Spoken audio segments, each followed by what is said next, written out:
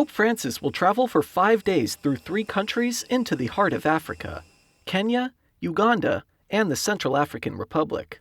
Although each nation has a different socio-economic situation, they all have experienced violence and corruption that makes life hard to live. Kenya has been a victim of jihadist violence. In April, the Al-Shabaab terrorist organization killed more than 140 students at the University of Garissa. The attackers specifically targeted Christians.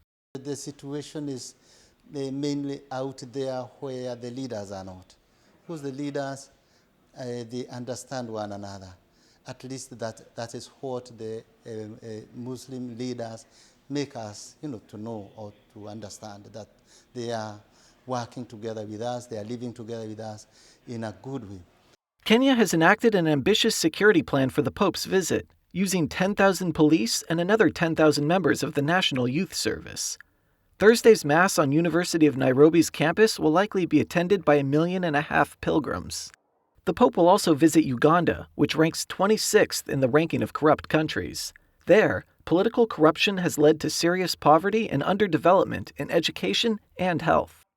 Sometimes there are no drugs or medicines in the hospitals, not because we do not have the resources, but because someone has embezzled the funds that should have been used for this purpose. Therefore, I think it's a very important issue that needs to be addressed. And this is also coupled with another issue.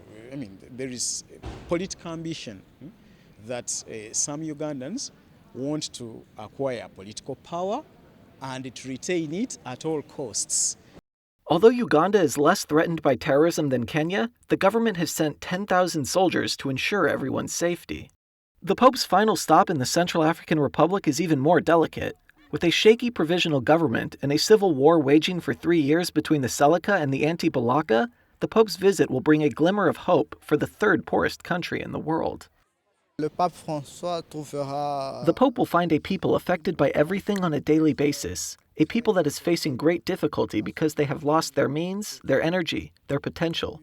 But they are a people that has not lost their faith nor their hope. Despite the difficulties, they look to the future. About 12,000 soldiers of the UN mission to the CAR and 1,500 police will protect the Pope. Things will be especially delicate when he visits the Central Mosque in Bangui on Monday, November 30th.